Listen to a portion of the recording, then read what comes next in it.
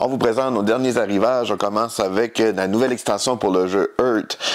Earth, c'est un jeu d'un auteur québécois, vraiment le fun. C'est un jeu de réalisation d'objectifs vraiment très varié, énormément de cartes différentes. On va essayer de positionner les cartes de façon à optimiser nos bonus. La nouvelle extension permet d'ajouter un nouveau joueur. Fait que maintenant, le jeu est de 1 à 6 joueurs. C'est pour 14 ans et plus. Les parties de 45 à 90 minutes. La nouvelle extension ajoute des graines qu'on va pouvoir cultiver puis changer en ressources. Donc, des nouvelles actions, des nouvelles opportunités. Donc, c'est abondance pour le jeu Earth. De retour en stock, c'est le jeu très populaire de gang qui se trouve être un jeu de poker coopératif. C'est pour 3 à 6 joueurs, les parties d'environ 20 minutes pour 10 ans et plus. Tasso Banana, c'est un jeu pour 2 à 6 joueurs, les parties d'environ 15 minutes pour 8 ans et plus. C'est un jeu de dextérité. En fait, c'est qu'en notre tour, il va falloir se débarrasser de nos bananes. Puis pour ça, on les place sur le plateau. Puis si on essaie de les chevaucher entre 2 bananes, ben ça nous permet de rejouer. Fait qu'on peut placer plus de bananes comme ça. Donc c'est Tasso Banana.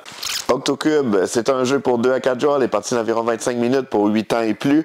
C'est un jeu qu'il va falloir essayer d'aller chercher des bonnes tuiles pour faire le maximum de points.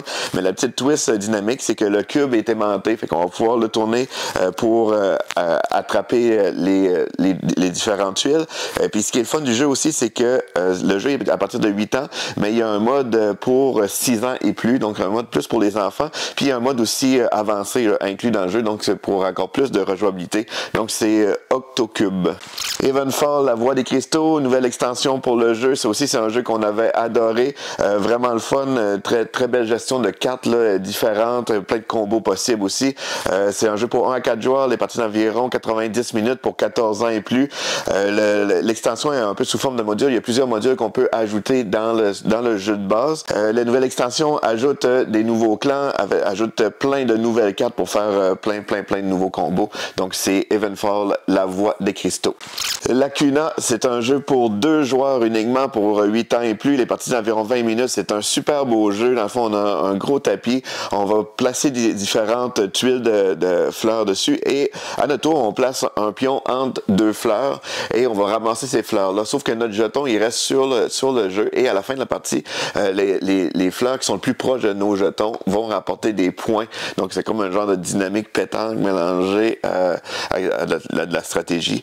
Donc, super belle présentation. Ça a vraiment le fun. Lacuna.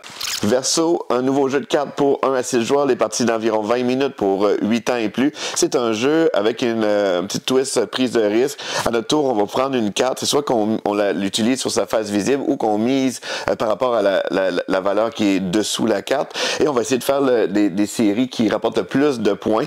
L'affaire, c'est que plus qu'on attend, plus qu'on pourra faire de points avec notre série. Sauf que les autres joueurs vont pouvoir venir nous forcer à tourner des cartes aussi. Donc, c'est Verso.